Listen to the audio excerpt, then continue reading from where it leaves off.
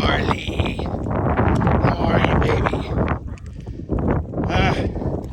Listen to all the puppies over there. All right. Hey, y'all. Well, today, Pedro and his wife, well, they're loading up right now as I'm making this, but by the time I download it, they'll probably be gone. But they got a job, and I'll post he got a nice truck. It looks like a better company, so that's good. God's blessed him, so let's just hope that he keeps the blessing by doing what God wants, you know? So anyhow, well, let me see what I got here. All right. The other night on Red's show, I talked about my little story. I couldn't find any video of my interview, but I did find a picture of me next to the truck that the guy came in, or the car, or whatever it was. So, and it's all wrapped up, and it says Bigfoot Tracker or something like that, Team Tracker, something like that. All right, I'll show it to you now.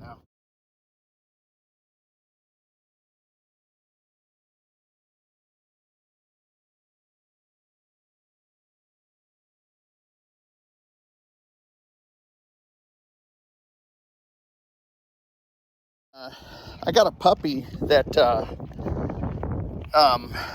Pedro couldn't, his two dogs had puppies together, and he couldn't bring them back across. His girlfriend has a house in Mexico, and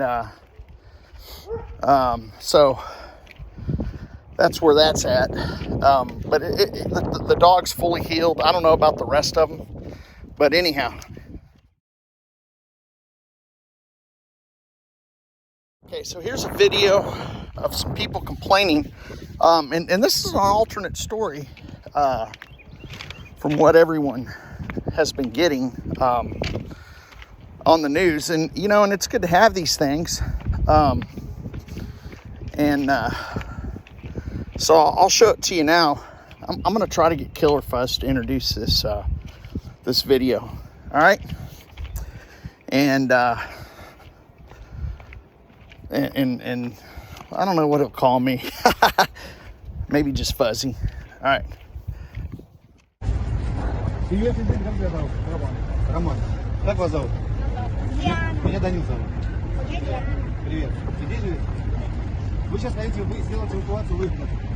Вот смотрите, слушайте меня внимательно. Мы офицеры российской армии. Мы не воюем против Украины. Тем более мы не воюем против мирных жителей. Подходите сюда, подходите. Не переживайте, все нормально. Не переживайте. Все хорошо, здравствуйте. Меня зовут Даниил. Я полковник российской армии. Все нормально. Мы сюда пришли по поручению президента Российской Федерации для того, чтобы освободить народ Украины от фашистов, нацистов и тех бандитов, которые сидят у власти. Мы, наоборот, пришли для того, чтобы здесь было чисто и спокойно. Мы не трогаем мирных, не трогаем тем более детей и всех остальных. В той стороне уже зачищено, там чисто. Там наше.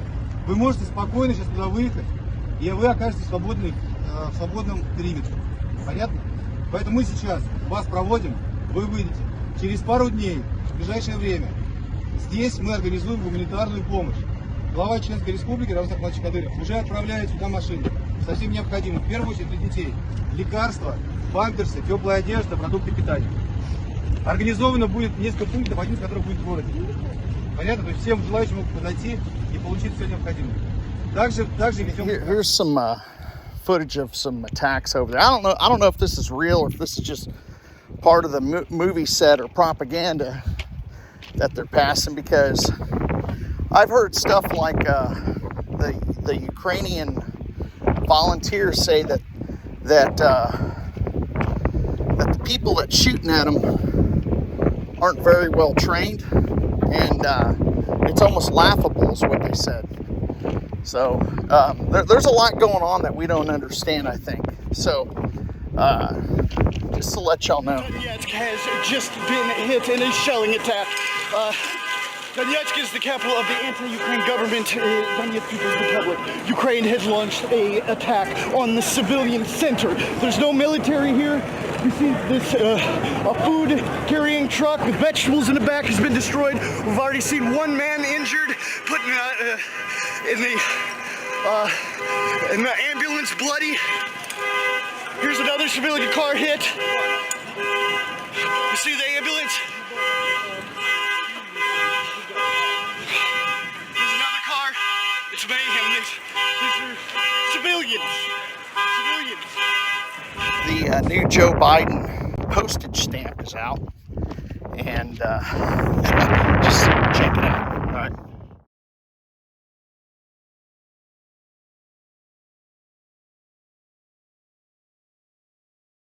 All right, so here's an example of some older footage or pictures being used to kind of develop the narrative that they have over there in Ukraine.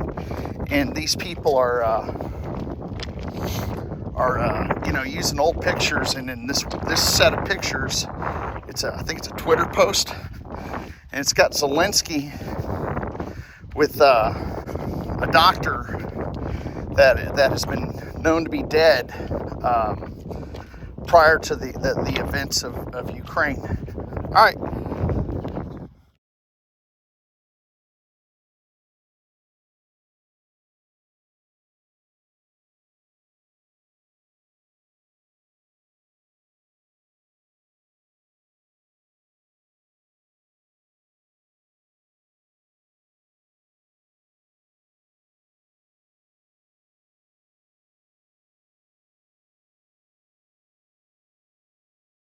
Tulsi's talking about about the labs that were being pinpointed with like missiles and stuff, and no one's talking about that. So here it is. There are 25 to 30 U.S. funded biolabs in Ukraine. According to the U.S. government, these biolabs are conducting research on dangerous pathogens.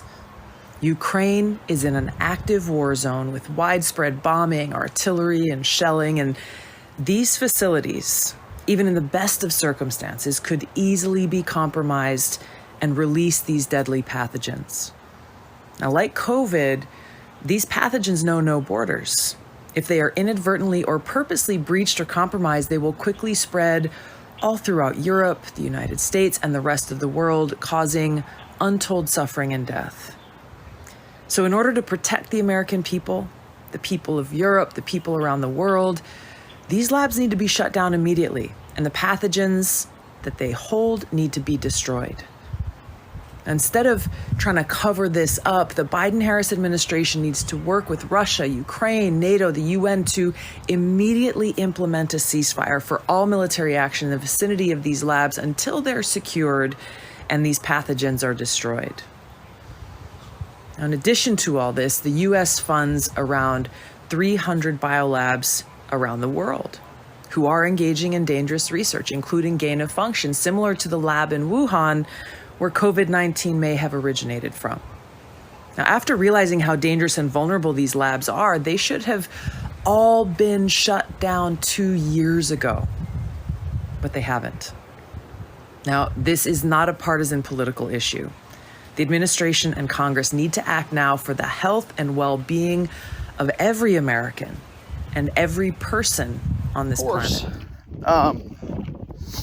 In the last administration, 45s, everyone said that he was going to start World War III. And now the blue supporters, the zombies, are talking about how they need World War III. All right.